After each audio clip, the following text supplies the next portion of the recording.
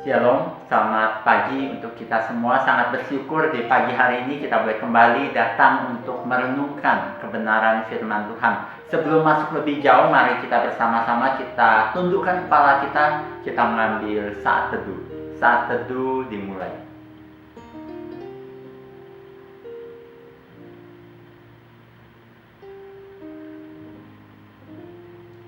Saat teduh selesai. Saat ini kita mau bersama-sama, kita mau tinggikan Tuhan kita. Karena Tuhan kita adalah Tuhan yang layak ditinggikan. Kita angkat pujian, hormat bagi Allah Bapa.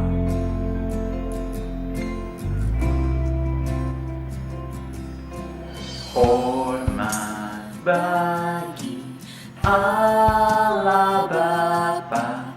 Hormat bagi anaknya, hormat bagi Roh penghibur ketiganya yang esa.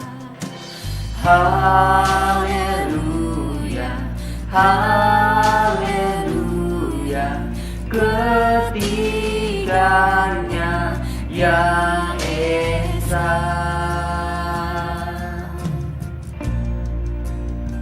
Mari kita berdoa. Tuhan, kami mengucap syukur di pagi hari ini kami boleh kembali datang untuk merenungkan kebenaran firman Tuhan.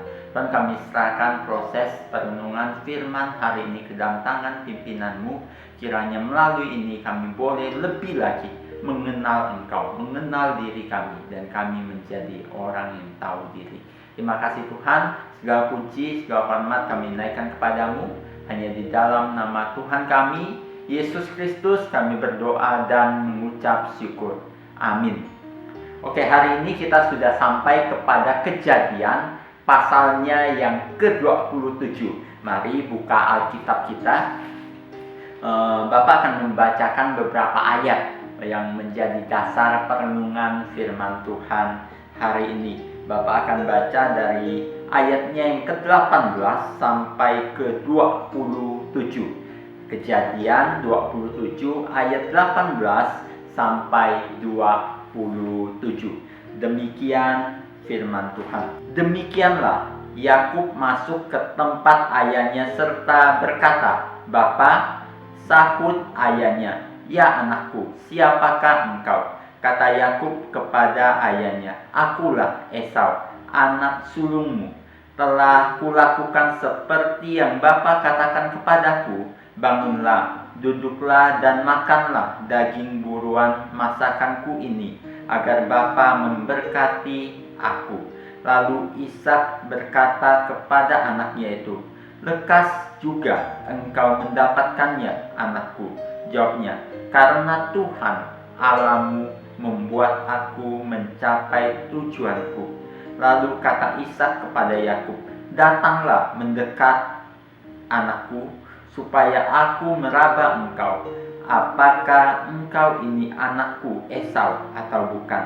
Maka Yakub mendekati Ishak ayahnya, dan ayahnya itu merabanya serta berkata, "Kalau suara Yakub, kalau tangan Esau."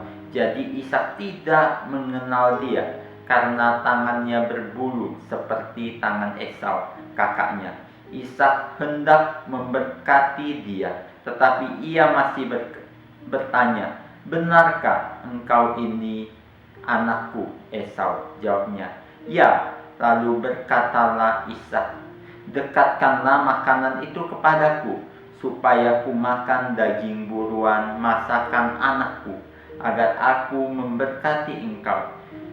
Jadi didekatkannyalah makanan itu kepada ayahnya. Lalu ia makan, dibawanya juga anggur kepadanya, lalu ia minum. Berkatalah Ishak anaknya kepadanya, "Datanglah dekat-dekat dan ciumlah aku, anakku." Lalu datanglah Yakub dekat-dekat dan diciumnyalah ayahnya. Ketika Ishak mencium bau pakaian Yakub, diberkatinyalah dia, katanya. Demikian jauh pembacaan firman Tuhan. Berbahagia mereka yang membaca, merenungkan, terlebih lagi melakukan firman Tuhan di dalam hidup mereka. Nah, kita tahu ini adalah kisah Yakub diberkati oleh Ishak sebagai anak sulung. Pada waktu itu di cerita yang lalu kita sudah mempelajari bagaimana Yakub menipu Esau dan mendapatkan hak kesulungan yang dimiliki oleh Esau. Dan saat ini Yakub kembali lagi menipu Esau. Ini bukan hanya Esau yang ditipu, Yakub juga menipu ayahnya, yaitu Ishak, agar Ishak memberkati dia.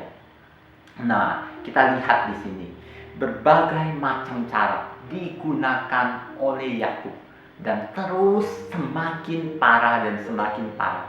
Cara yang dia gunakan, penggunaan kata, penipuan yang dia lakukan semakin lama semakin parah. Apa yang dapat kita pelajari dari hal ini?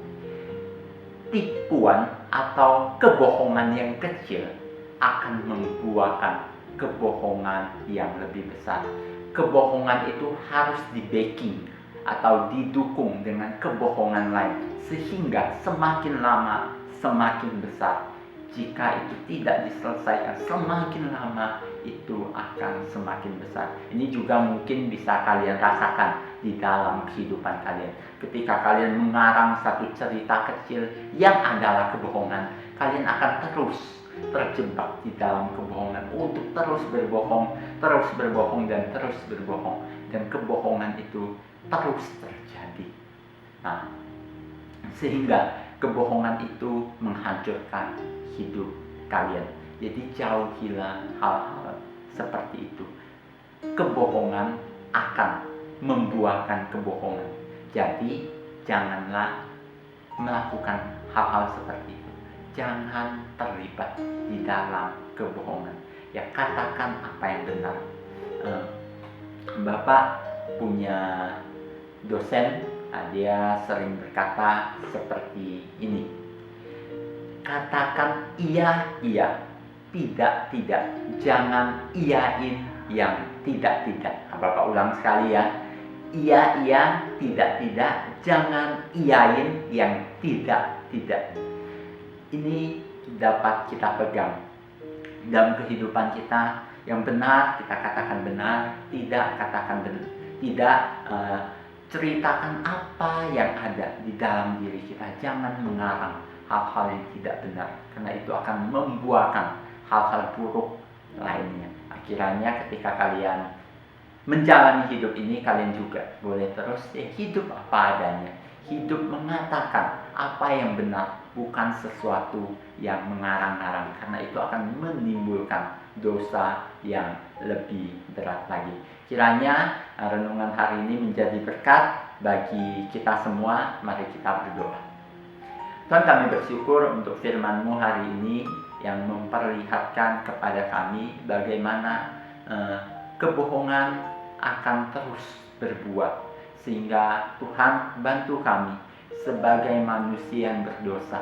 Seringkali kami terjebak dalam hal ini, terjebak dalam kebohongan yang terus menjerat kami.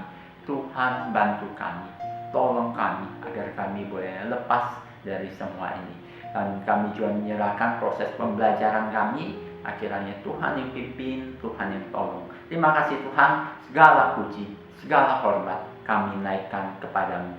Hanya di dalam nama Tuhan kami, Yesus Kristus, kami berdoa dan mengucap syukur. Amin. Sejauh ini devosi kita, kiranya Tuhan memberkati kita semua. Bapak terus mendorong kita boleh mengisi laporan devosi, isi itu dengan baik, dan Bapak akan mendatanya dengan baik juga.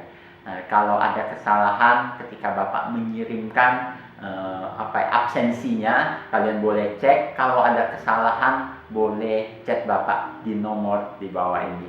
Oke, sekian devosi kita hari ini. Tuhan memberkati kita semua. Mari kita mengambil saat teduh.